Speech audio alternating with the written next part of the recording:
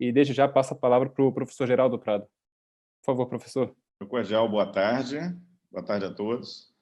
Eu quero muito agradecer a todos, ao Felipe, à Ana, ao Ney e especialmente ao Rodrigo, pelo convite para participar desse evento. Eu me lembro de um episódio acontecido na Bahia, em que tem curso lá anualmente, um grande seminário de processo penal, e um dia um amigo meu me ligou muito feliz e disse: puxa vida, recebi um convite para falar lá na Bahia, estava faltando para mim, eu queria tanto, eu quero te dizer, Rodrigo, eu queria tanto falar nesse seminário de vocês, esse webinário de vocês, que é tão qualificado, tão especial, que eu acompanho com tanto carinho.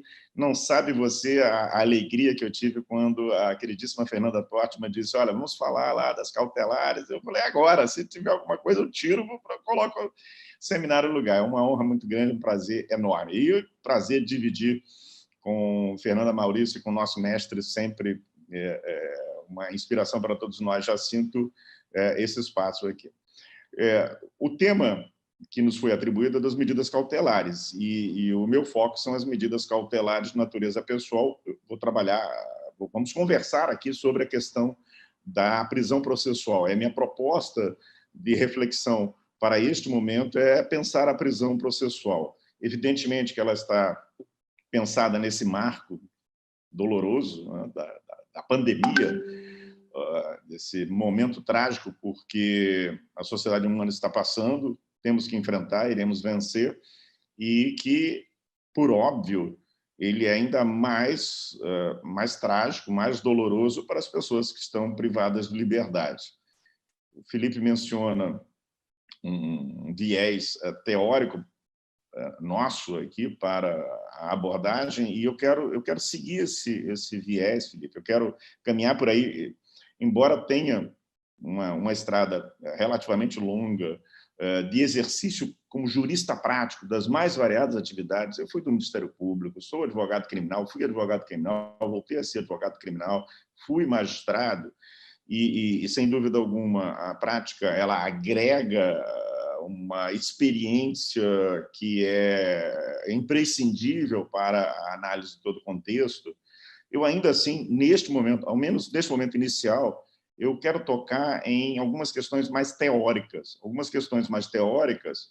que me parecem essenciais.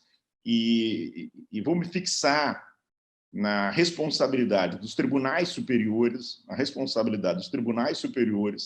ao julgarem as questões que envolvem a prisão e a liberdade antes do trânsito em julgado de uma sentença condenatória, em cumprir uma função que não pode ser, na minha opinião, uma espécie de função de revisão de duplo grau de jurisdição das decisões dos juízes e dos tribunais regionais federais, estaduais, dos juízes federais e estaduais. Uma nova revisão do caso, uma nova revisão pura e simplesmente do caso, que é o que eu vejo ocorrer e que me parece que acaba por transformar a jurisdição, essa jurisdição tão importante que é exercida pelos tribunais superiores, um instrumento que chancela um determinado viés que é característico da nossa jurisdição penal, que é um viés muito conservador e de tornar o controle social por meio da prisão processual um mecanismo a mais de controle social e não um mecanismo cautelar excepcional de intervenção na liberdade ambulatorial das pessoas para atender a necessidades temporárias de uma investigação ou de um processo, que é o que deve ser. Eu digo isso porque tenho acompanhado, por conta de algumas pesquisas que estão em curso, eu tenho acompanhado decisões dos tribunais superiores e tenho acompanhado principalmente os julgamentos, mais do que os acórdãos em si. Os julgamentos me interessam muito. Como, afinal de contas, os tribunais superiores se portam, os seus integrantes, seus membros se portam diante de um habeas corpus ou de um recurso ordinário em habeas corpus, em que a questão que está em jogo é a liberdade. E é frequente é frequente a preocupação de integrantes desses tribunais com a questão fática, não a questão fática que está na base de uma controvérsia cautelar, não a questão fática sobre a existência de algum risco ao processo, a uma virtual futura execução penal, mas relacionada quase que diretamente à responsabilidade penal de quem está preso ou de quem tem contra si expedido uma ordem de prisão, e isso se transforma num debate sobre se aquela pessoa deve ou não continuar presa pelo risco presumido que a sua liberdade ofereceria à realidade, à nossa comunidade, ao mundo da vida. Eu acompanhando a atuação da Suprema Corte norte-americana e de tribunais constitucionais europeus, principalmente, sem, com isso, fazer uma reverência automática e acrítica à atuação de instituições de outros países e apelar a um colonialismo que não é do meu feitio, não é o que eu estou dizendo aqui, mas olhando para aquilo que é virtuoso na experiência das cortes constitucionais e dos tribunais superiores de outros países, eu vejo que eles se preocupam muito em estabelecer critérios. São decisões de casos controvertidos que a principal função do Tribunal Superior é estabelecer um critério, verificar se esse critério, que é extraído das leis ou da Constituição, foi aplicado no caso concreto, aí sim o caso concreto tem uma relevância, se ele foi aplicado no caso concreto, e este exame da aplicação do critério no caso concreto que é o principal norte, o principal guia a orientar a decisão dos tribunais superiores. Muito claramente, independente daquilo que é sabido por todos, e que não faz sentido ficar aqui repetindo o caráter excepcional da prisão cautelar, a presunção de inocência, eu me valho de uma expressão aqui que Klaus Rixin extrai das decisões da Corte Constitucional Federal Alemã, que é uma exigência que se impõe aos juízes que decretarão as medidas cautelares, particularmente aquelas que restringem a liberdade de locomoção, uma exigência que se impõe a eles e aos primeiros revisores, aos tribunais que cumprem rever inicialmente essa decisão, de que na decisão sejam observados critérios de interpretação restritiva materialmente adequada. Interpretação restritiva materialmente adequada. Isso, por óbvio, que vai afetar também outras tantas medidas cautelares relacionadas a meios de obtenção de prova, como a interceptação telefônica, o afastamento do sigilo financeiro e etc. Mas, no caso da prisão processual, essa lógica da restrição materialmente adequada impõe um tipo de exame do caso concreto que, nos dizeres da Corte Interamericana de Direitos Humanos, estabelece para uma decisão que decreta a prisão um dever de fundamentação reforçada. Um dever de fundamentação reforçada. Nós estamos muito acostumados a pensar na sentença, na decisão final, que condena ou absolve, como aquele ato que deve ter uma fundamentação consistente, musculosa, e pensamos nas decisões interlocutórias como alguma coisa, talvez, não tão exigente assim, uma decisão que não se poderia exigir muito. Mas essa não é a lógica, essa não é a lógica do sistema. Qualquer tempo de liberdade que se tome em alguém, ele é reversível.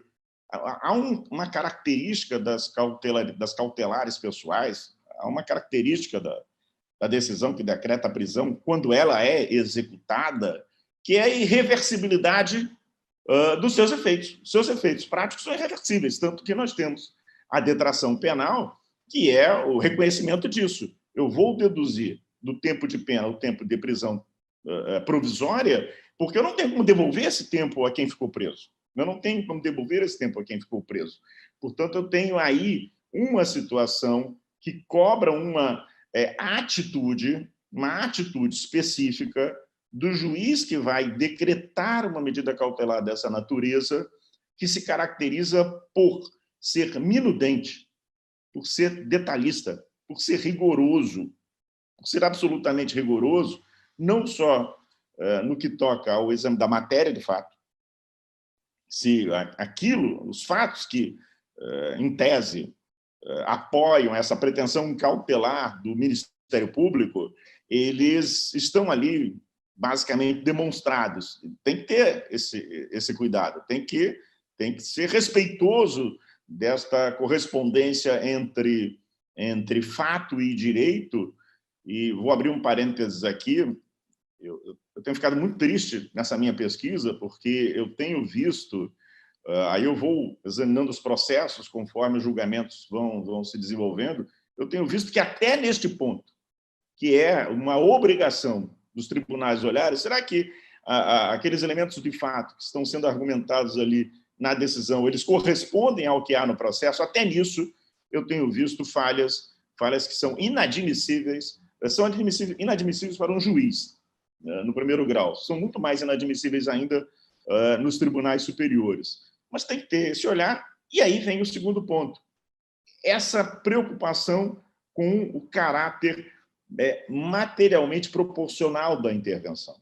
Esse materialmente proporcional na intervenção, os tribunais, a Corte Constitucional Federal Alemã, ela busca pensar isso da seguinte maneira. É uma outra forma de se referir à proporcionalidade, mas me parece mais interessante, mais adequada, mais musculosa do ponto de vista teórico, que é o afastamento de qualquer direito fundamental. O afastamento de qualquer direito fundamental deve ser visto sob a ótica das alternativas possíveis. Nos nossos manuais de processo penal, quase sempre o Franco Cordeiro é citado pelos autores como uma referência, porque ele diz, olha, a prisão processual ela está sujeita a um regime jurídico de progressão aflitiva, Se eu puder aplicar àquela pessoa uma medida que aflitivamente seja menos dolorosa para ela, para alcançar resultados processuais cautelares que estão sendo solicitados, eu devo optar por essa medida menos gravosa. Está assim no nosso artigo 319 do Código, está assim no 317, está assim no 312 do Código de Processo Penal, sem dúvida alguma. Então, é um pouco essa noção da progressividade aflitiva, mas eu a vejo pelo ângulo do dever de fundamentação específico que tem que tocar nos direitos que estão em jogo. E aí entra a questão da pandemia. Porque, se, em geral, essa ideia da interpretação restritiva materialmente adequada, ela leva em conta a perda irreversível da liberdade, a característica inevitável disso tudo. O tempo de liberdade não é restituível faticamente, e quase sempre deveria ser essa a ótica dirigente do olhar de quem vai decretar a prisão, de quem vai controlar a prisão. Hoje, a pandemia, com a afetação de um outro direito fundamental, que é o direito à saúde, à integridade sanitária, a sua condição de saúde pessoal, ela vai interferir, vai ter um peso extraordinário. Eu caminhando para o fim, eu peço aí, Felipe, né, que está no controle, me fala aí se eu já estou passando do tempo, eu vou falar mais 1 minutinho, 2 só, porque eu penso que esse ponto é muito importante. Professor, se eu puder só fazer um parênteses, nessa mesa aqui, advogado tem tempo ilimitado e a gente controla o microfone do juiz. Então, pode... O controlado sou eu, viu, Geraldo? Fica à vontade, pode ir embora. Fique à vontade. Não, mas não vou abusar da paciência, não. É porque é muito importante isso. A gente costuma pensar a prisão e a liberdade pela ótica, óbvio, do direito ambulatorial, da liberdade de locomoção.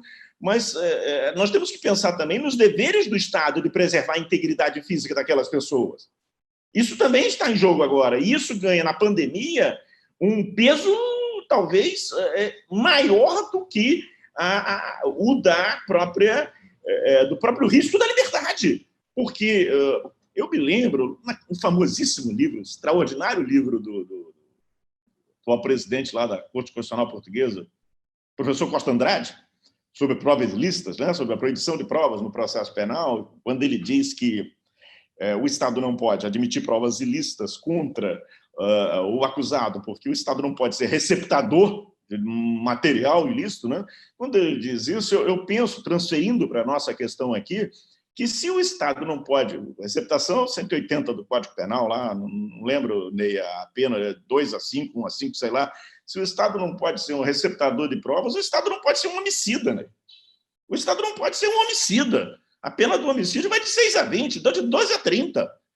O Estado não pode ser um homicida na medida em que, com todas as regras de imputação que nós conhecemos bem, e aí a convergência do direito material com o direito processual, todas as regras de imputação que nós conhecemos, a previsibilidade do resultado danoso, ela é quase incontroversa num regime de pandemia.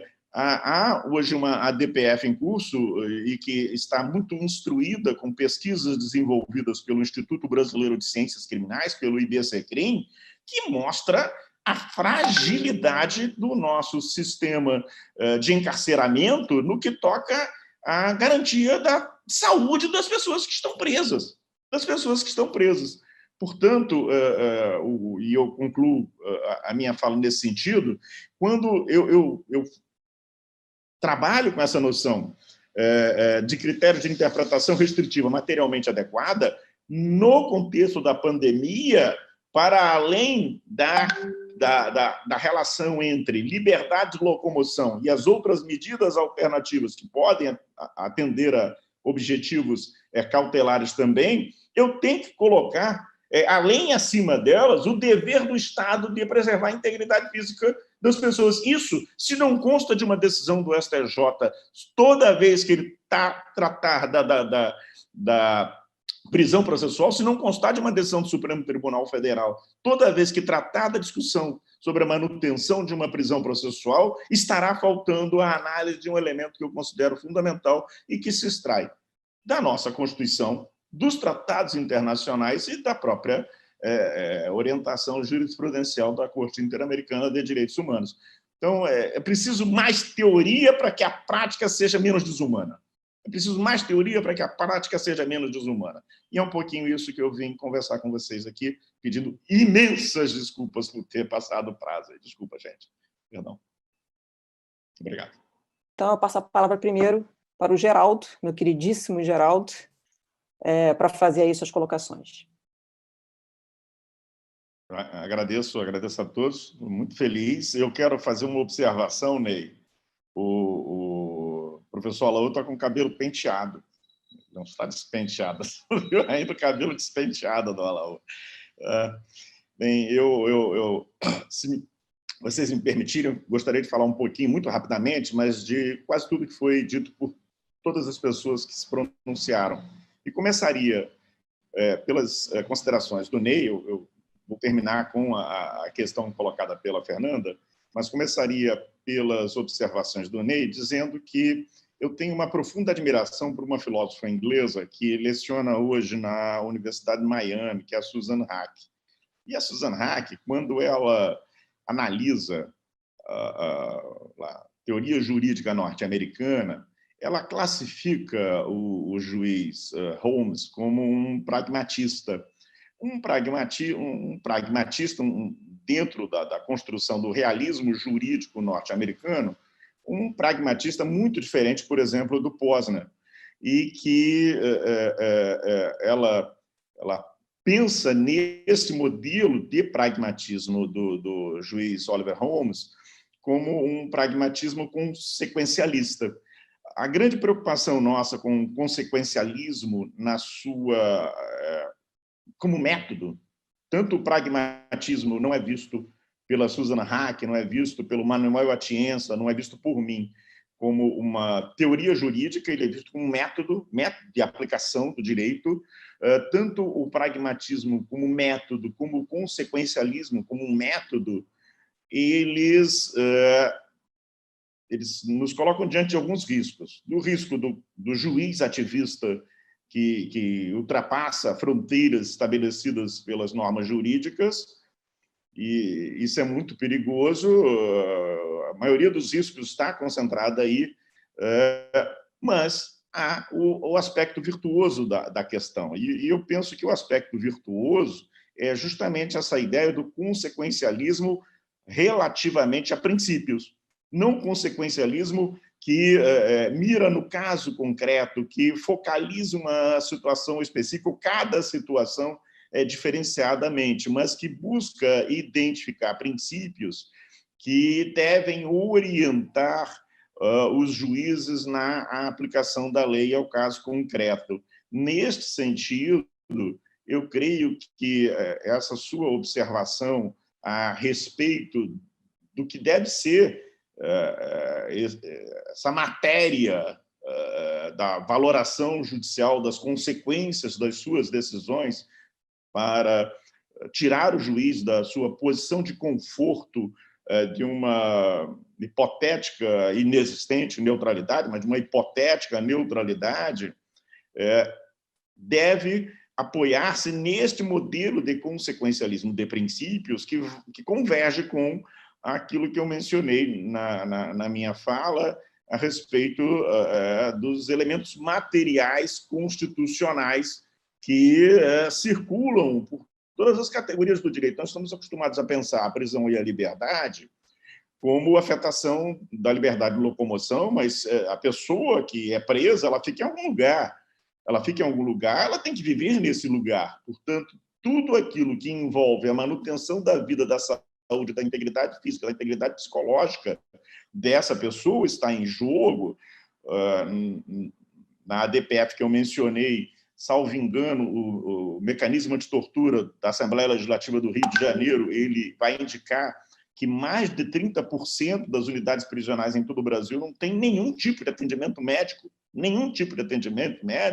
Então, quando a gente vai olhar para essa matéria constitucional que circula em torno do tema, estes outros elementos vão estar presentes. Eles deveriam estar presentes sempre, vocês falaram aí, e aí não haveria tanta diferença entre um cenário pandêmico e pré-pandêmico ou não pandêmico, mas em um cenário pandêmico, alguns elementos eles sobressaem. O incremento do risco proporcionado pelo encarceramento de pessoas que poderão se submeter a uma contaminação com a possibilidade de vir a morrer ou vir a sofrer um dano grave, ou de provocar dano grave, ou provocar a morte de outras pessoas, isso é absolutamente necessário. Então, o consequencialismo está ligado, na minha opinião, a princípios é o que nos protege do juiz ativista arbitrário, que poderá ser ele próprio um sujeito que vai expandir indevidamente o exercício do poder.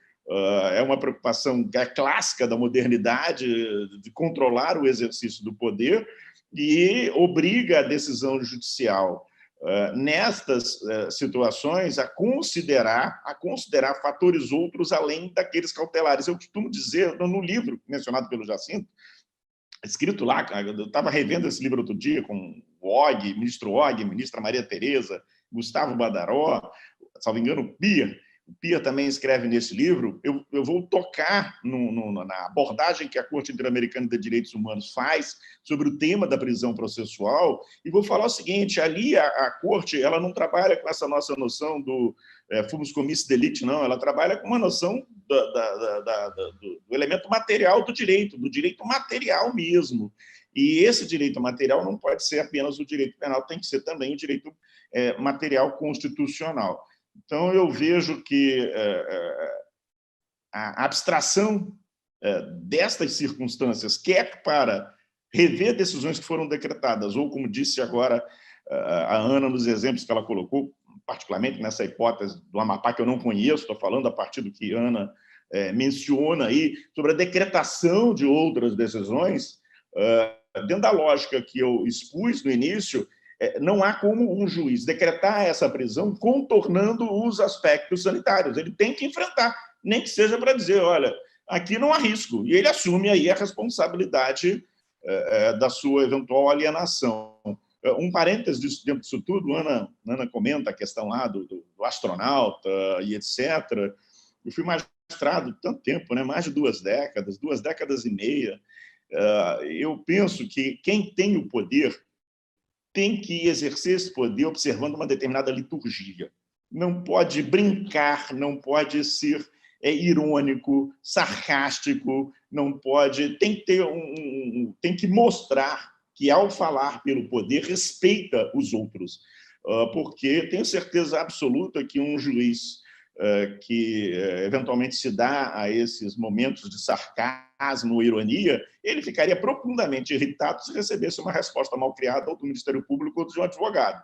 Então, ele não pode fazer aquilo que ele não quer receber. Então, fechado o parênteses, a questão consequência ali se põe. Aí eu estava tentando separar um outro texto, que é derivado de uma decisão do Tribunal Europeu de Direitos Humanos, que vai levar à anulação de um processo na Alemanha em 2004, 3 de março de 2004, um processo muito importante lá, por conta de uma violação de reserva de lei ligada à interceptação, salvo engano, de dados,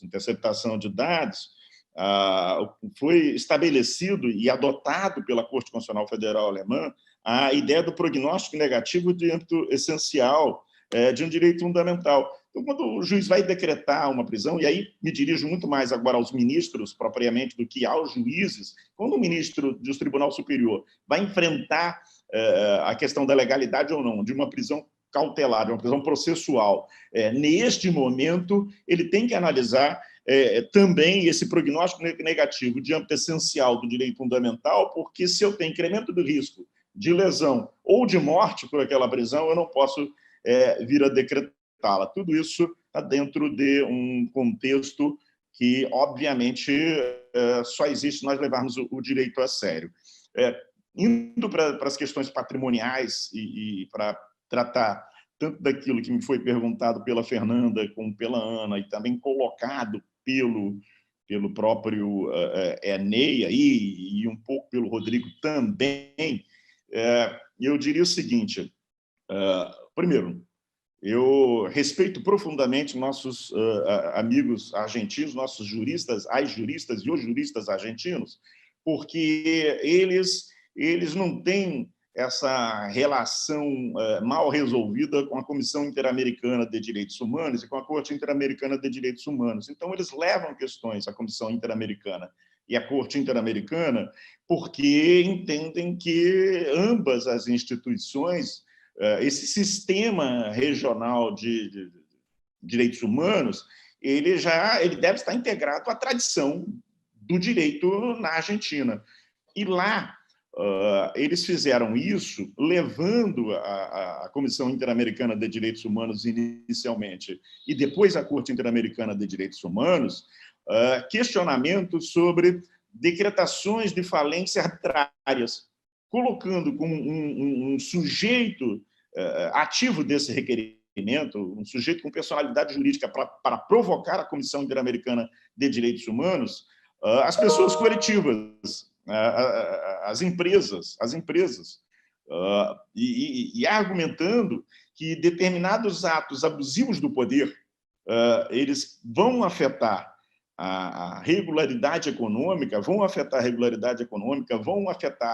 a estabilidade econômica e vão repercutir no âmbito dos direitos individuais, enormidade, gente, não apenas dos trabalhadores daquela empresa, mas foi dito aí pelo Rodrigo, da cadeia de empresas que depende daquela empresa master, por exemplo, daquela empresa mater, para se manter em funcionamento. Então, a Corte Interamericana de Direitos Humanos, em alguma medida, o Tribunal Europeu de Direitos Humanos e também o Superior Tribunal de Justiça da Europa, o Tribunal de Justiça da Europa, eles têm já desenvolvido um debate muito interessante sobre esta relação entre entes coletivos, pessoas coletivas, as nossas pessoas jurídicas e os direitos humanos. Tem dois lados, obviamente, nisso, porque também tem corporações que sistematicamente violam direitos humanos, basta ver a maneira como a nossa Petrobras atuava lá, Chile, Peru, etc.,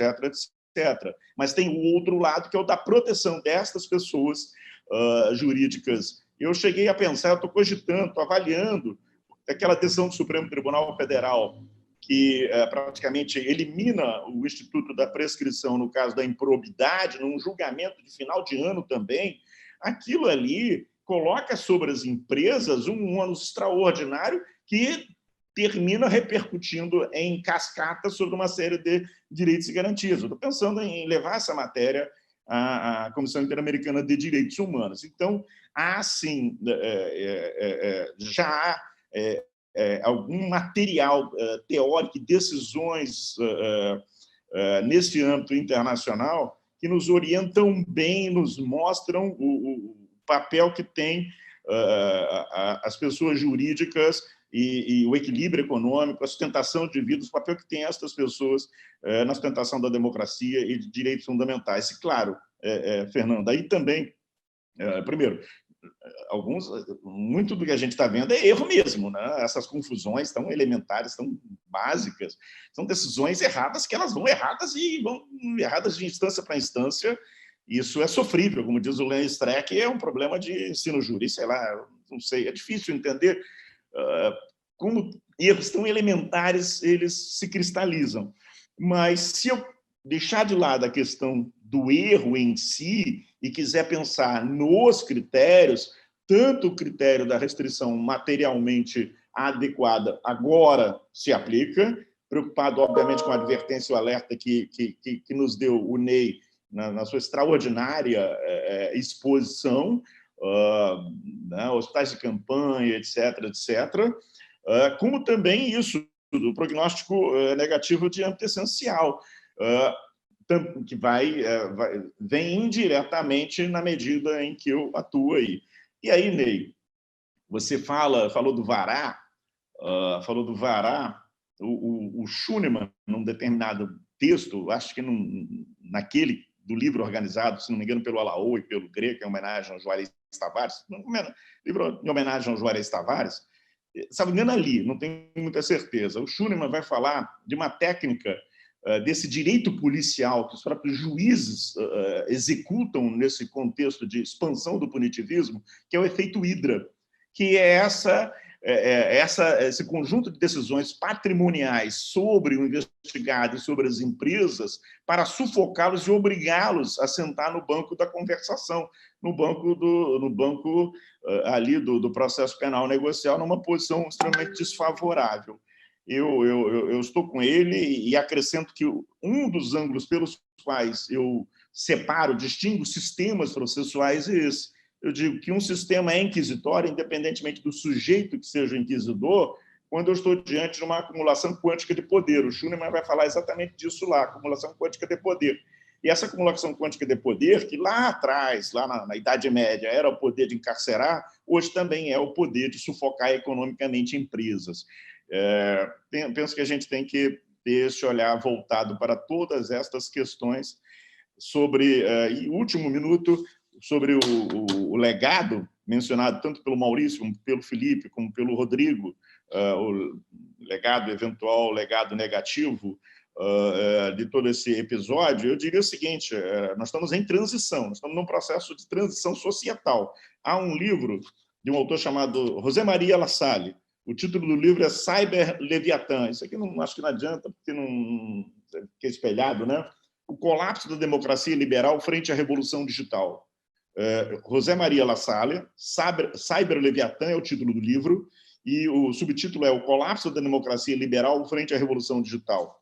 Para além do aproveitamento da oportunidade da pandemia para distanciar, talvez, a justiça das partes interessadas, nós estamos vivendo uma certa revolução digital, com uma acumulação quântica de poder por alguns atores, quer institucionais públicos, quer institucionais privados, que nos faz sermos adesistas de uma sociedade mundial, grandes adesistas de uma sociedade mundial. Isso é terrível. Isso nos leva, nos coloca numa posição de risco de sofrermos um autoritarismo incontrolável em relação ao qual a gente não vai ter pouca capacidade de resistência. Então, a gente tem que ter conhecimento disso, pensar nessa sociedade digital atual e pensar em como enfrentá-la. Em linhas gerais, é isso. Peço desculpas por ter me estendido.